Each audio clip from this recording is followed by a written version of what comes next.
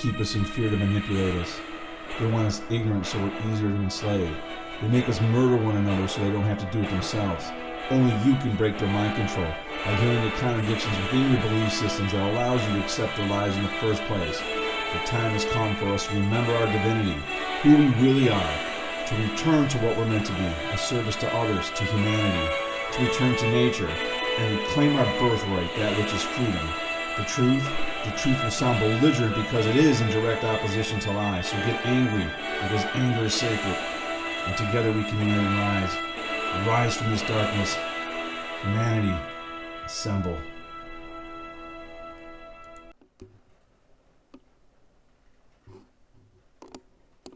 So, good morning.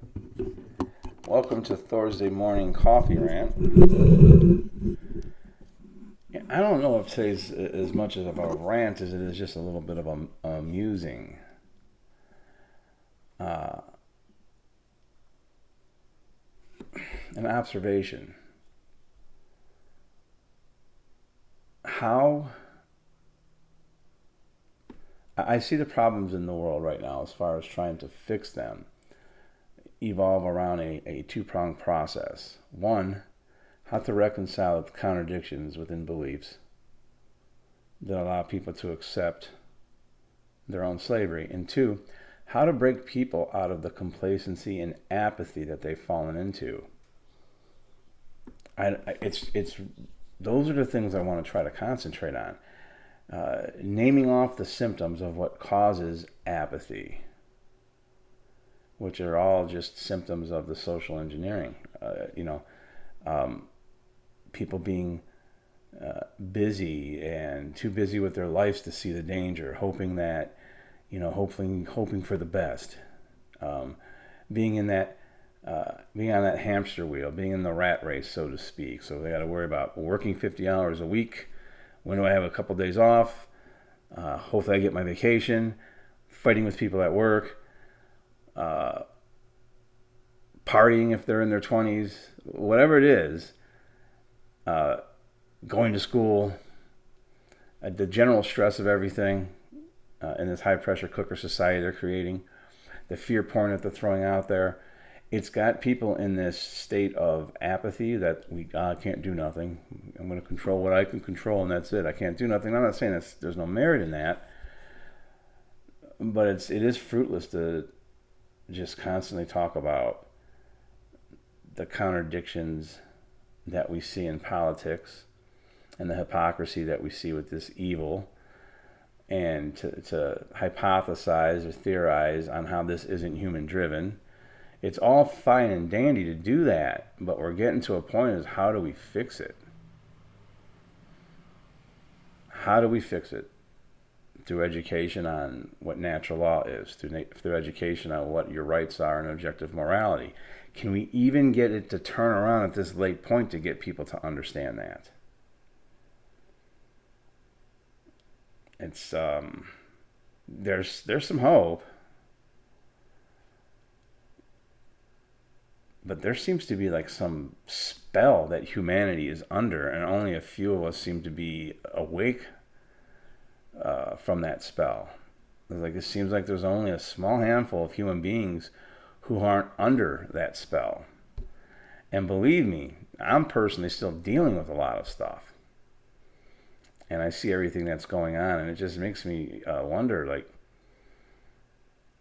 if I'm dealing with the legalities of safety for someone I love and all the complications that come from familial threats and violence, and there's a lot of that in the collective too, man. It's crazy, and all the stuff I'm seeing, it's just nuts. It really is. Of course, you don't know what's true and what's not true because they put out a lot of disinformation just to keep people vibrating in fear or whatever, keep people distracted. It's all distraction-tainment. Extraterrestrials coming in November, supposedly. That's going to be great. I can't wait. I can't wait to the fake alien invasion and reverse engineer technology. So having a conspiracy theorist kind of vibe going on is cool. I can be part of the entertainment distraction-tainment. talking about conspiracy theories, when conspiracy theorists for the last 20 years have been right about everything. And it isn't even about being right or wrong. I gladly would be wrong. God, I wish I was wrong about so many things. And there was things I was wrong about, usually related to myself, not others. Usually related to myself, or judgments I could have made in the moment that would have been better. And that's my way of reflecting on what I could have done that would have been better for myself and others. Which is why I will usually say a prayer. And I got this actually from Age Knows, a book called Spiritual Science. And he prays, Father in Sea of Lights, for anything I've done or haven't done that wasn't in the highest good for myself or others. I am sorry. Thank you. Thank you for all the abundance you've given me. I pray these things to you in all the prophets' names. Thank you. And that's basically it. It's saying that type of thing, and it's putting a positive energy out there without petitioning in a state of fear, like how most people are when they pray. Because that has a vibration. We don't want to be, in that vibration of fear. I try not to be in a vibration of frustration either. But oh my God, if I didn't laugh, I'd cry. It's nuts. Everyone thinks that one of these political gods is going to be the savior, and neither one of them are. And I can say this every week. I don't know how many more ways I can reword it. I don't know how many more ways can it be reframed by everybody. So what can be done? That's what I'm working on now. And that's what we should all be working on. What can we do in our immediate area to affect change, to affect positivity, to affect survivability with the things that are upcoming? Because remember, we've got a lot of military and police from all over the world, including our own country, who are going to come fuck us up for safety. I mean, they're going to come and enslave us for our safety. Remember, as soon as you hear the word safety, replace it with slavery. Safety, slavery. This is for your own safety. It's for your own slavery. You have to actually understand how they're using words and what they're meaning when they use them. So safety means slavery, and we got every military in the world who's being fooled into doing things for the greater good of safety, which always evolves around making people very unsafe and usually very unalived. And that's how our own troops are being used now. Our own troops are being used like that. Our own troops and police are enslaving us for safety in American cities. I'm not talking about, well, if what's that dude's name? The guy who was what's his name? Biden. If Biden hadn't gotten our country all messed up for all those years, Trump wouldn't have to be blah, blah, blah, blah, blah, blah, blah, blah. Fuck them both. You can't see they're working together? Perfectly, actually. Oh, my God. I guess this is turning into a rant. And they may know stuff I don't know. So maybe they're working for something that they have no choice but to work for. My question is why? Why? People are too lazy. Again, there's the why, there's the how, and then there's the what do we do about it? What could 8 billion people... And I'm not advocating for violence. I'm not a violent person.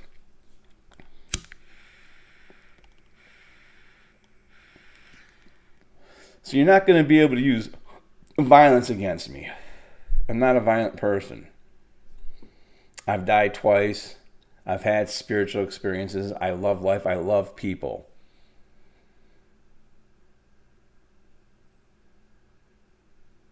I served my country as a Marine and community as a law enforcement officer of one kind or another, so I realized I wasn't really serving anything. I thought I was serving something greater than myself, and all I was serving was the arbitrary dictates of immoral politicians, and I was being immoral by extension of being in their enforcement class. And the contradictions will drive you nuts. And then there's the very real bad things that you see. that do create PTSD. Because I was human in that, and I had a conscience. And there's other cops that are out there who are human. When you're on the scene of a double homicide, when you watch a gunshot victim have CPR by emergency staff done on them, and they're only 1 year older than you. This is when I was 30. And they die right in front of you and his mother. And then you have to hug the mother and console her. That's an energy I never want to fucking feel again.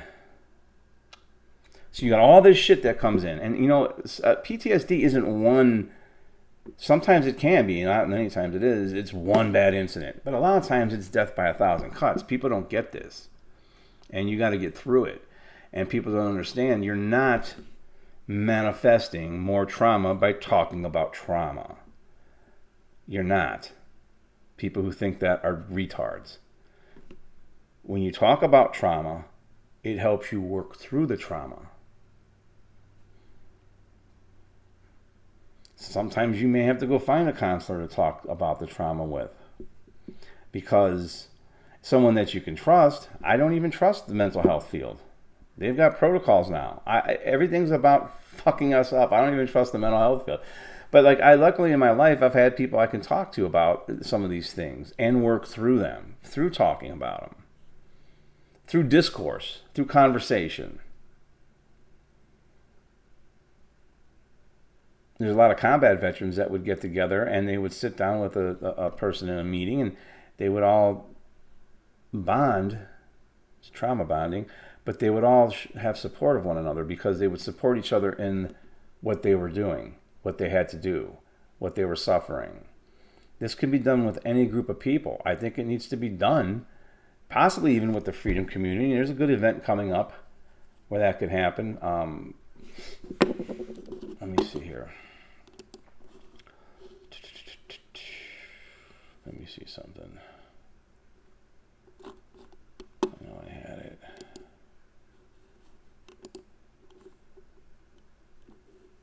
Yeah, Sound Path to Freedom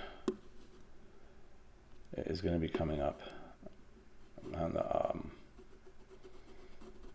29th of August through September 1st. Sound Path to Freedom, www.soundpath.org. I dig that. Okay.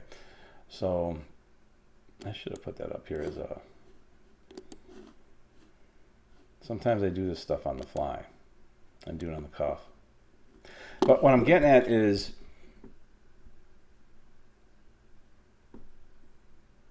we have to start trying to figure out, everyone together, brainstorm, how we're going to survive the next stages of humanity, because what's coming can't be stopped at this point. I don't believe it can be. But we have to ask ourselves, like I said, I'm not violent, but we have to ask ourselves and imagine, what could 8 billion people in the world do if they realized that violence done against them by politicians and political laws and political everything,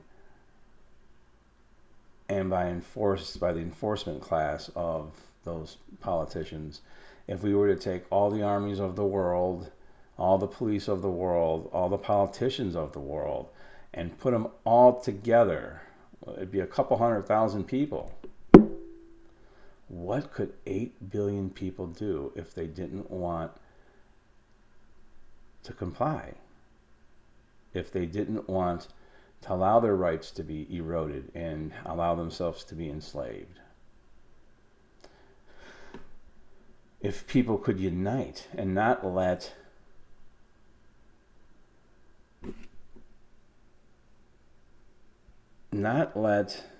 the divisive tricks being used to get you in your emotions, to feed to your own prejudices and make you fight each other for the other guy's political god or boss. I lived in a building with 500 people from all over the world. 3 tornadoes came through, knocked out our electricity for 5 days. all these different people from all these countries in the world helped each other and got along because regular people just want to live. Rulers, greedy people, want to cause us to kill and murder. I shouldn't say kill. Want to cause their people to murder each other. Murder is bad. It's wrong. And when you do it, it doesn't matter why you're doing it. You're creating more karma that's going to create more murder. So the more you murder, the more murder there'll be. The more the violence there is and that you allow, the more violence there will be. And have we ever had a time in human history where there wasn't murder, violence, and slavery since 5000 BCE? I don't think we have. Since 12,000 BCE, I don't think we have.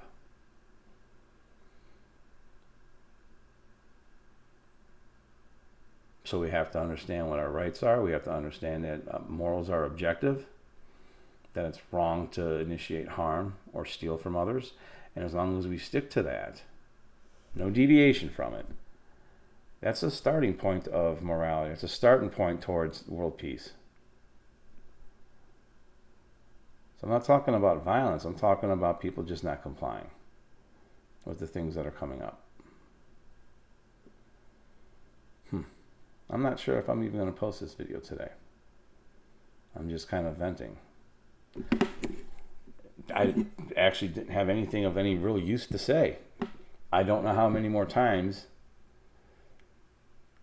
I could reframe the same things over and over again, but man, I'll keep trying because I see other people who I admire and who I look up to who haven't quit, and they've been doing it for, between 20 and 30 years, some of these people, or even longer, and they haven't stopped. And we need more people doing it. We need more people speaking out. We need more cops to speak out. Okay, I'm an ex-cop. I'm a former United States Marine. I'm an ex-cop. I'm an order follower altogether for 27 years of order following.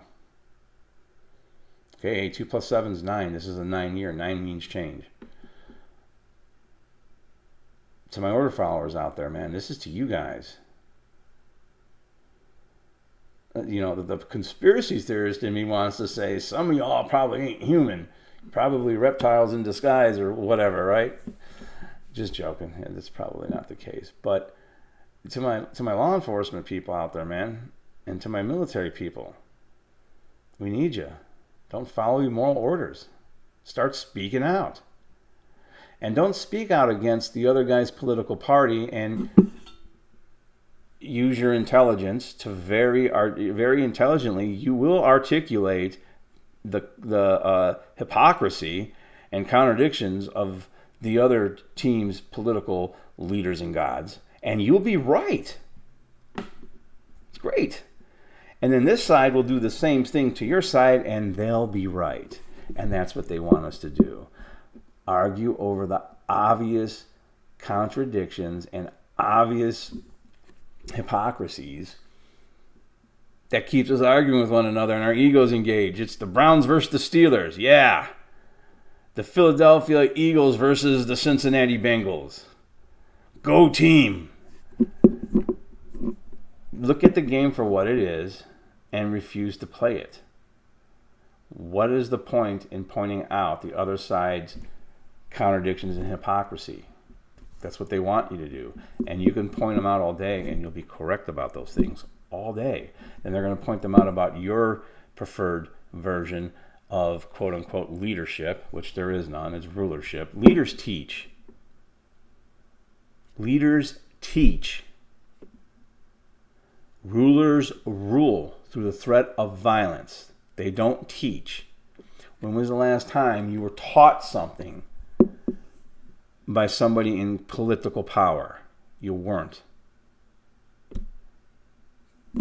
So just that's the real difference between teachers or I should say leaders and rulers. A leader isn't leading in any sense where they're in charge of anything. A leader is leading something in knowledge, leading something in allowing you to learn something to become a better person. That's all a leader is. They're not actually in charge. That's rulers who want to be in charge. So in a certain sense, all of us can be leaders and teachers with what we know. Pointing out obvious contradictions and hypocrisies does us nothing. That's arguing over the low-hanging and grounded fruit. So we have to totally reject anything that is a political solution to this. How long have we had politics, man? Has anything been solved? No. This is the same shit that's been going on for several thousand years. Nothing has changed. Anarchy means chaos. No, an is the Greek prefix meaning without. Archon means ruler, so anarchy just means without a ruler. And if it meant chaos, what is the world in right now? Do we have an anarchy society? Is it an anarchistic society that we live in anywhere? No, it's all by governments. So if anarchy means chaos, and government means niceness and calmness and the opposite of chaos, is that what we have in the world right now? It don't feel like it. Does government mean safety? Not if you look at history and look at what's going on in the world currently. Do you feel safe in the last 5 years? Well, it's the Republicans' fault. No, it's the Democrats' fault. No, it's their fault. Listen, man.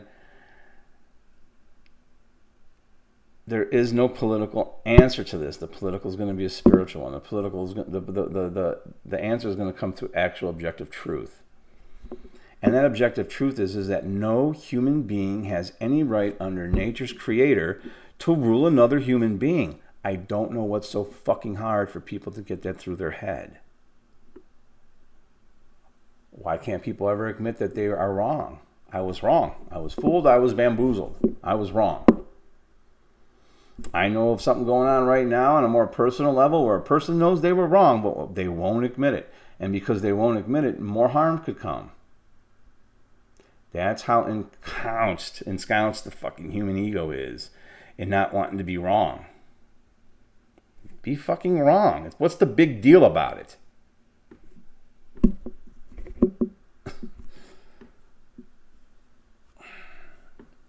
If we can collectively wake up humanity, if more people speak out, if more cops speak out, if more military people speak out, tell what you know. People that look up to you in the general public will listen. But if more order followers don't speak out, if more order followers don't refuse to follow immoral orders, our world is doomed.